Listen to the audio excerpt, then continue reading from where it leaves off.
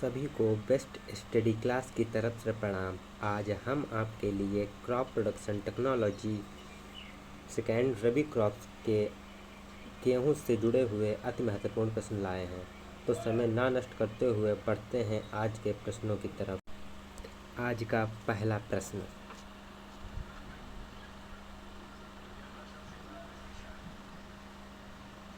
इससे पहले हम कुछ गेहूं के बारे में और जानकारी ले लेते हैं।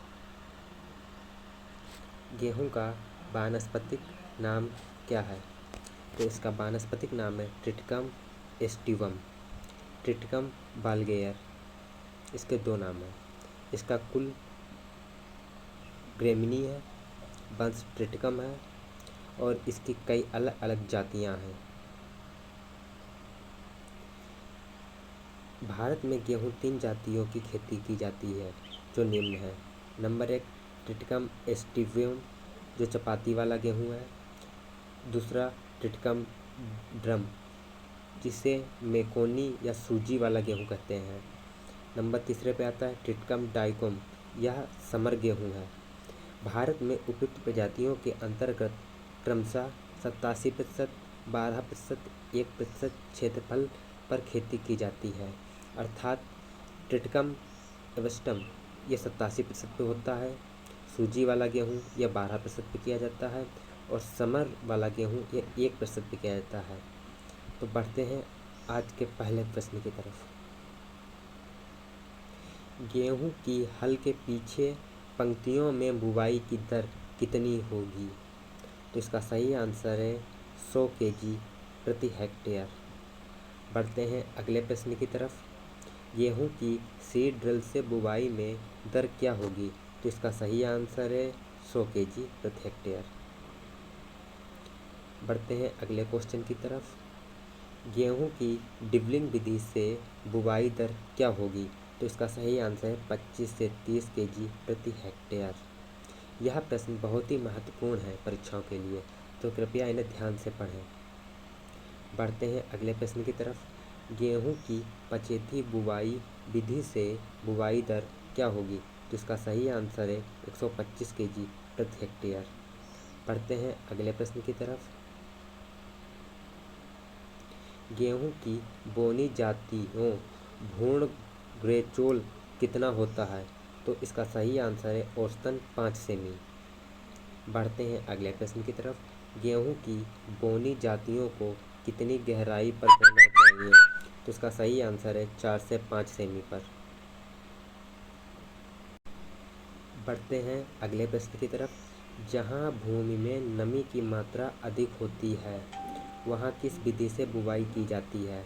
तो इसका सही आंसर है हल के पीछे हाथ से बुवाई।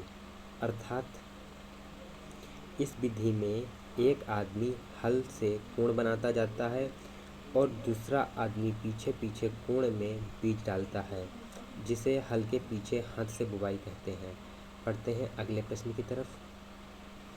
गेहूं में अंकुरण के लिए तापमान कितना उचित होता है?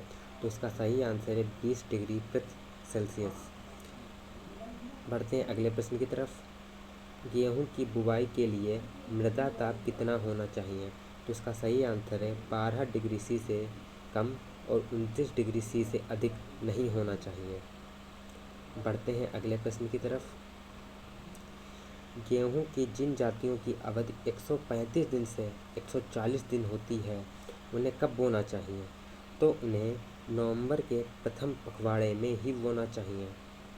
बढ़ते हैं अगले प्रश्न की तरफ। गेहूं की जातियों की अवधि 120 दिन के लगभग समय लेती है, तो उन्हें कब बोना चाहिए?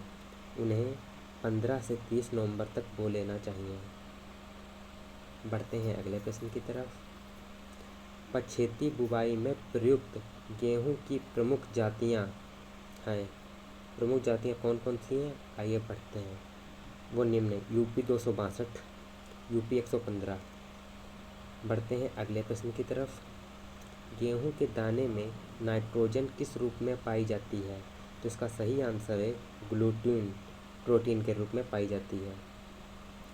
ये जो नाइट्रोजन होती है वो गेहूं के दाने में प्रोटीन के रूप में बदल जाती है, जो ग्लूटून के नाम से जानी जाती है। बढ़ते हैं अगले प्रश्न की तरफ। गेहूं में तीसरी सिंचाई कब करते हैं? यह बहुत ही अति महत्वपूर्ण प्रश्न है। तो गेहूं में तीसरी सिंचाई गांठ बनने के अंतिम अवस्था या बोने के 65 से 75 दिन के बाद करते हैं। बढ़ते हैं अगले प्रश्न की तरफ।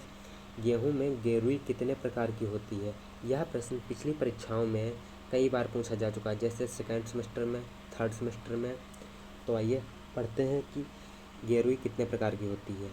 नंबर 1 पीली गेरुई, नंबर 2 भूरी गेरुई, नंबर 3 काली गेरुई, अर्थात यह 3 प्रकार की होती है।